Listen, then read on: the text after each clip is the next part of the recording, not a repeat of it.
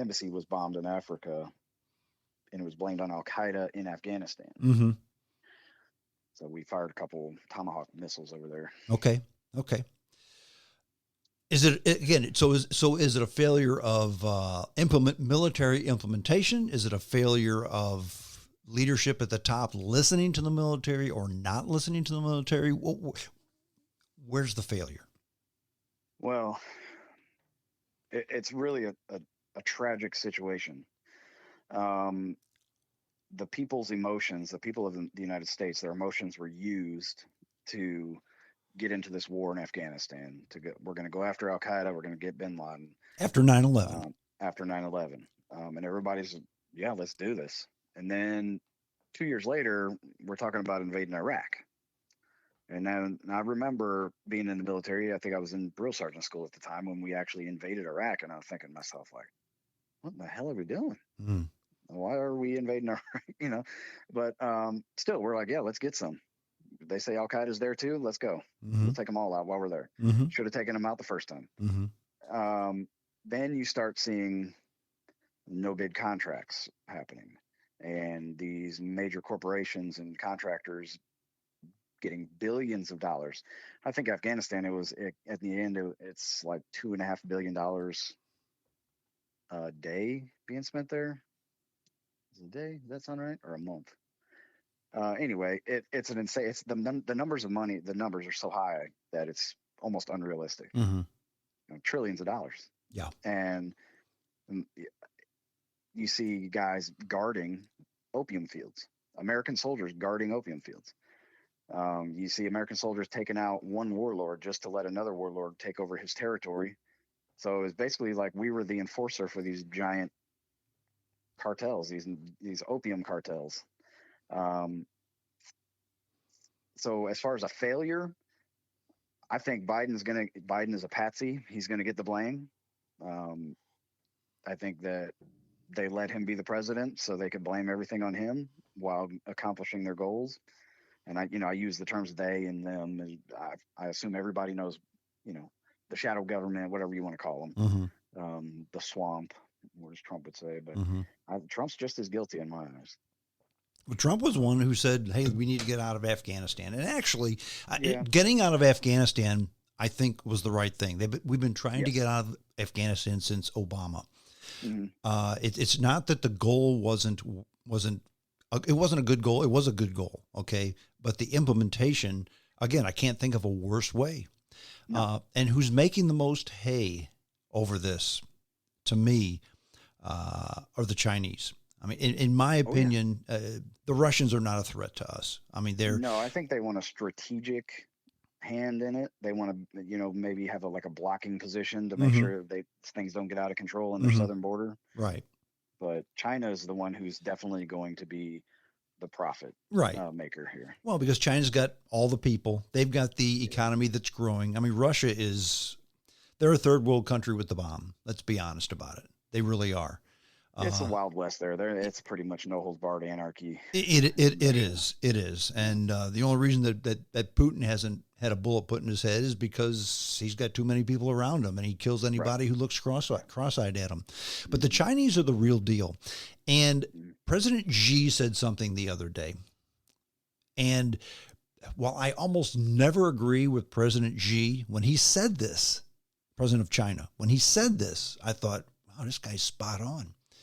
He said, pay attention. I'm paraphrasing, but pay attention, Taiwan. This is how the United States treats their allies. Oh, yeah. And how can you say no but to that? Right. I mean, this was a government that we installed, and this is how we treated them. Right. The current globalist, people that we have in our government today, I tell people we don't even really have a republic anymore. Like South Carolina keeps electing Lindsey Graham over and over and over again.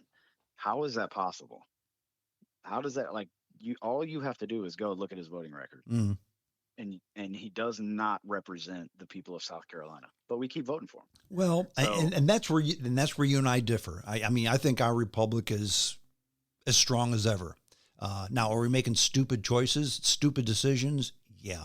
The reason we elect reason you elect Lindsey Graham is the same reason why San Francisco elects Nancy Pelosi, is the same reason why people in New York City vote for OAC, the same reason why people in St. Louis voted for Cory Bush. It's because that's who the people wanted. And contrary to popular belief of some people, that's why this country elected Joe Biden. They elected Donald Trump because they didn't want Hillary Clinton. They elected Joe Biden because they didn't want Donald Trump. And it's the whole lesser of the two evils thing. Whereas we have a real problem with statesmen standing up. And I've got my own opinion as to why we have that, but it's the same old, and I mean old with a capital O. It's almost like you got to be 75 or older to be in position in the U.S. government anymore. I mean, 75, that's usually, most people are in a nursing home, good luck eating their oatmeal. At 75. Yeah, Go exactly. out and try to find a job. Yeah. Anyway. Yeah, I'm not trying to be ignorant, but I guess I'm being very ignorant. When you're Joe Biden's age, you should be in a nursing home staring at the wall because you don't know what's going on. Joe Biden. Congratulations, he is. Yeah. He's not running the show. No, I guarantee. No, anybody who believes that he is delirious. Yeah. And, I have a little bit more cynical outlook than you. I don't think we've had a fair election since 2000. I think the first Bush-Gore debacle was the downfall of our electoral process. Gore should have won that election. It was just, the fix was in, and it has been ever since then, I believe. I think, the Trump thing was way overwhelming. Like, it has to be subtle, right? So Trump, they whipped it. People were so upset. Hillary Clinton, how could she get the nomination? Well, you see how the DNC operated to get her the nomination. They basically handed it to her on a silver platter. Yeah. And then they figured, well, we can't be as subtle now. We have to do what we have to do to get Biden elected. And then now we have, all the news of the audits and all this stuff is getting totally suppressed. It's a media blackout on what's going on. But this is where we're at today. So what do we do now? I always ask people, they're talking about overturn the election. They're going to, I'm like, okay, then what? You're going to march Trump back in there? And what are we doing here? Yeah.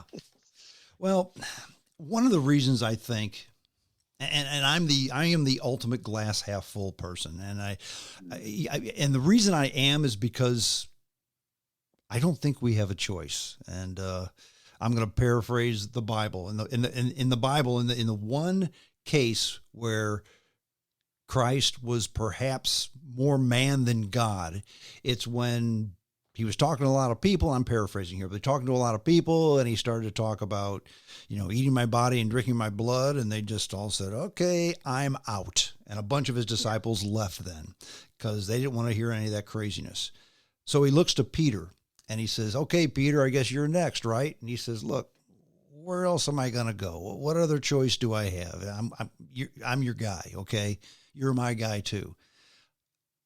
I think we have to believe that with the government too.